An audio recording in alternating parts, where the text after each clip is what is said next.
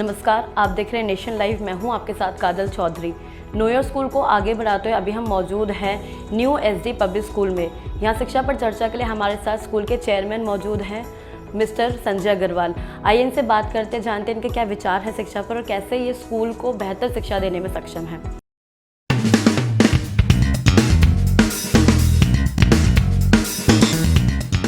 नमस्कार सर। नमस्कार। Welcome to our channel sir. Sir क्योंकि हम शिक्षा पर चर्चा कर रहे हैं तो शुरुआती सवाल में आपके स्कूल के बारे में जानना चाहूँगी कि जब स्कूल की स्थापना हुई थी तो क्या मन में लक्ष्य लेकर चले थे आप? जब हमने 1999 के अंदर स्कूल की स्थापना की तो यहाँ पर बहुत पुअर लोकेलिटी के कुछ परिवार रहा करते थे। उनको पढ़ाने के, उनको आगे बढ़ाने के लिए, उनके बच्चों के विकास के लिए वो उद्देश्य एक मन में था।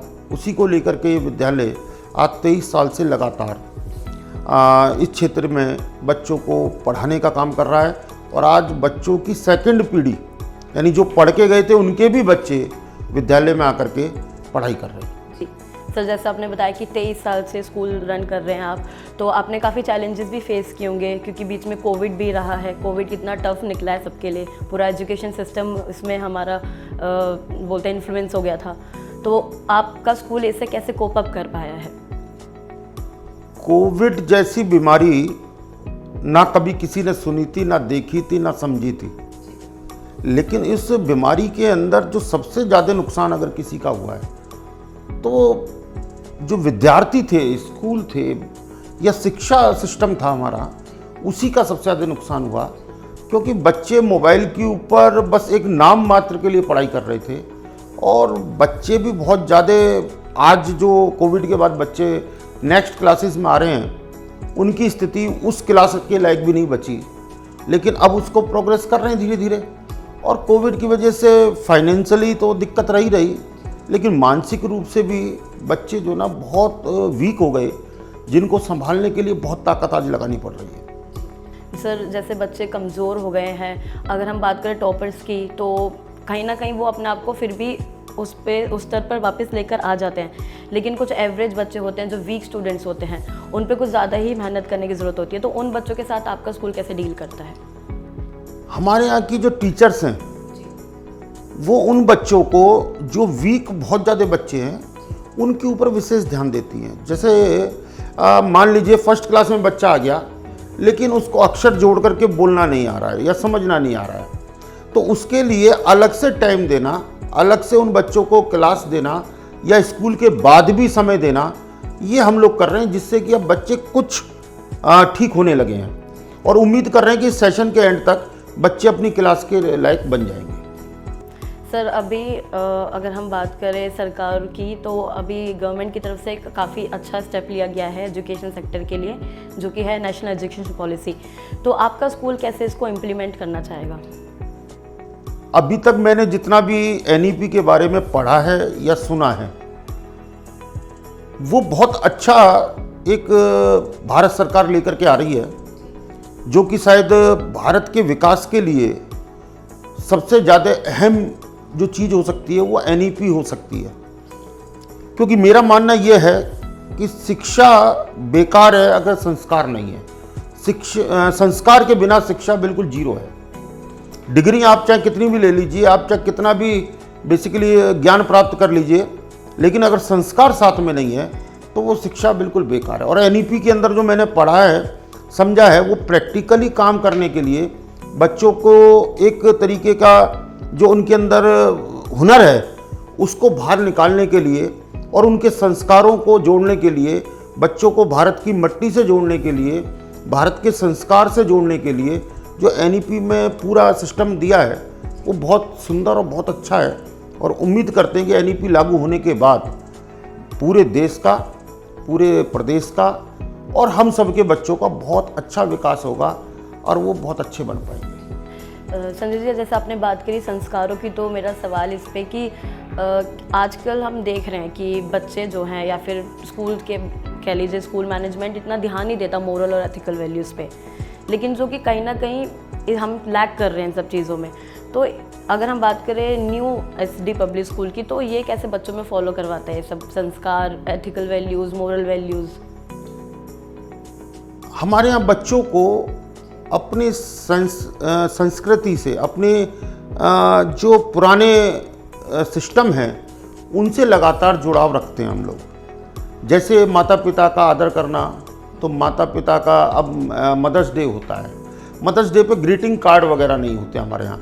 हमारे यहाँ माताएं बुलाई जाती हैं, उनका पूजन करना उनके साथ। और अगर आप मेरे पास वीडियो हैं अगर देखेंगे तो माताएं भी रोने लगती हैं और बच्चे भी रोने लगते हैं। इस प्रकार के संस्कार हम लगातार उनमें पैदा करते हैं। हम उनको बताते हैं कि आपको जीवन के अंदर अपने मर्यादा पुरुषोत्तम राम की तरह हर रिश्ते को, हर देश के लिए, अपने समाज के लिए, अपने माता पिता के लिए, अपने मित्रों के लिए किस तरीके से मर्यादा में रहते हुए अपने संस्कारों को बढ़ाना है। जी सर, स्कूल की यूनिक फैसिलिटीज़ के बारे में जानना चाहूँगी कि क्या यूनिक ऐसी फैसिलिटीज़ है जो बच्चों के ओवरऑल विकास के लिए बहुत महत्वपूर्ण होती हैं? बच्चों के विकास के लिए हमारे स्कूल के अंदर हर वो फैसिलिटी है जो कि एक बच्चे के या उसके माता पिता चाहते हैं।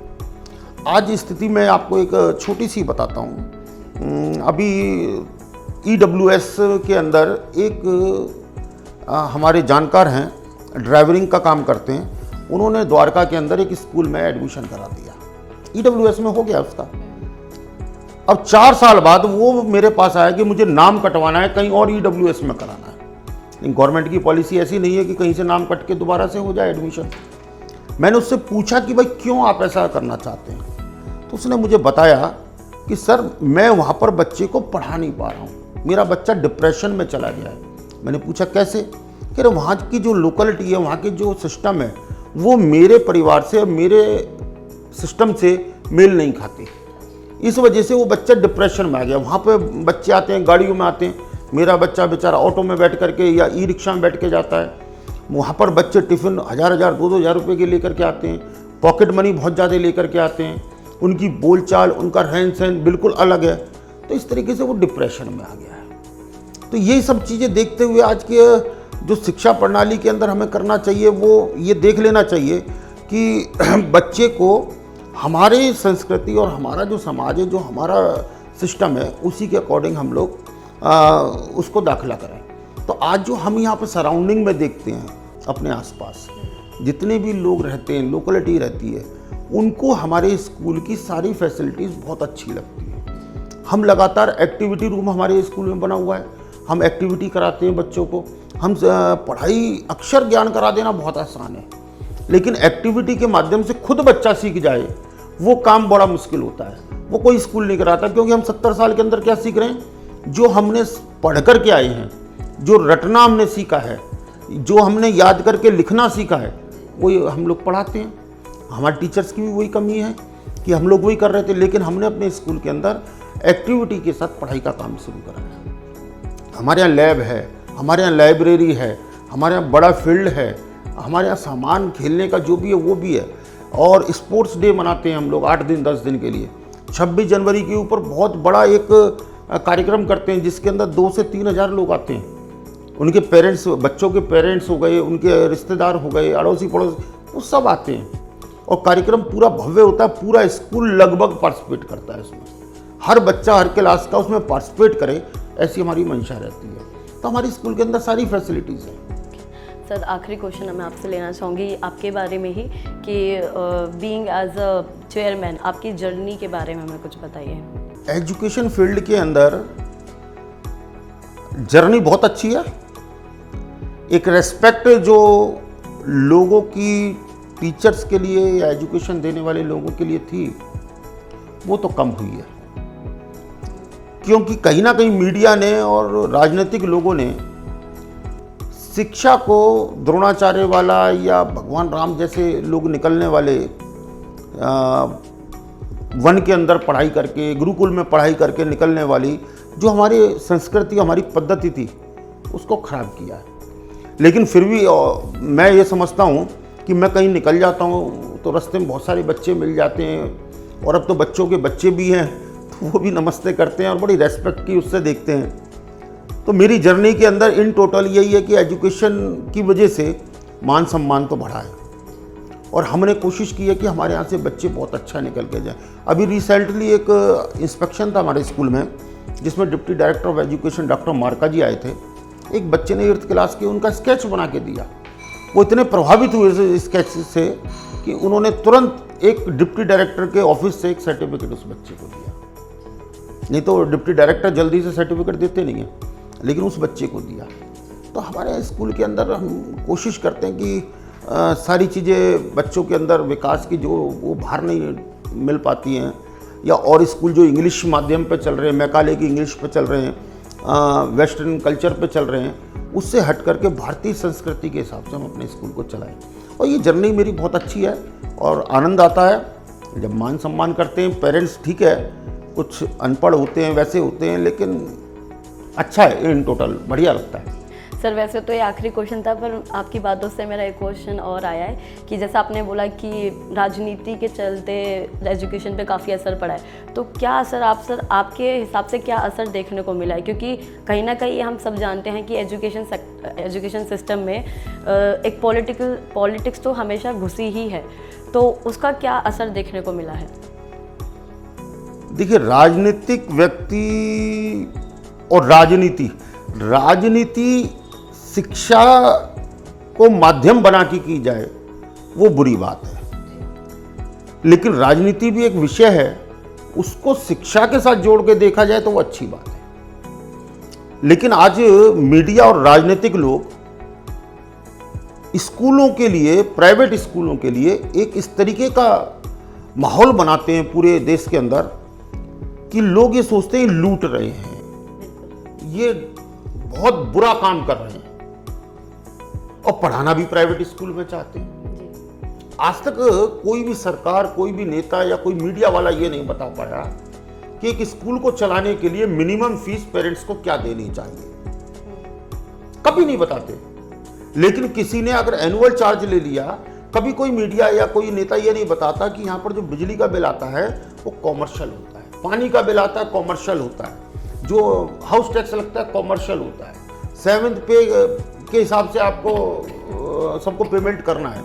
उस सबको जोड़ करके अगर देखा जाए तो स्कूल का क्या ट्यूशन फीस होनी चाहिए, क्या एनुअल चार्ज होने चाहिए, मिनिमम से मिनिमम, वो कभी कोई डिक्लेयर नहीं करता। वो क्या डिक्लेयर करते हैं, ये तो लूट रहे हैं, वो तो, क्योंकि उनको लगता है कि जो पेरेंट्स हैं वो बहुत अधिक संख्या में हैं, वो वोट की लोग हैं, वो टीआरपी बढ़ाने का कारण है, और स्कूल वाले जो स्कूल चला रहे हैं, जो टीचर्स हैं, वो बहुत कम संख्या में हैं, तो उनके पक्ष में नहीं बोलते वो लोग। और एक माहौल ऐसा समाज के अंदर क्रिएट कर दिया है कि प्राइवेट स्कूल और हॉस्पिटल इक्वल टू लुटेरे डकैत। आज ये बिल्डिंग है, इसमें बच्चे 100 पढ़ें या 1000 पढ़ें, लेकिन इस बिल्डिंग की मेंटेनेंस का खर्चा, इस बिल्डिंग की हर चीज़ का खर्चा, सारी चीज़ तो उसके अंदर है, लेकिन इस बात को कोई कैलकुलेट नहीं करता। इसलिए ये राजनीति जो घुस गई है केवल पेरेंट्स और ज़्यादा लोगों की संख्या को खुश करने की और गलत तरीके से स्कूलों के बारे में प्रचार करने की, वो बहुत खराब है। बिल्कुल सही। ठीक है, thank you so much sir हमसे जुड़ने के लिए, हमारी ऑडियंस के साथ बनने के लिए। तो ये थे हमारे साथ एसडी पब्लिक स्कूल के चेयरमैन संजय अग्रवाल जी। इनके जो विचार थे शिक्षा पर हमने आप तक पहुंचाए। ऐसे ही और शिक्षा से जुड़े लोगों की बातें हम आप तक पहुंचाते रहेंगे। ऐसे वीडियोस देखने के लिए बने रहे हमारे साथ, देखते रहिए नेशन लाइव। धन्यवाद।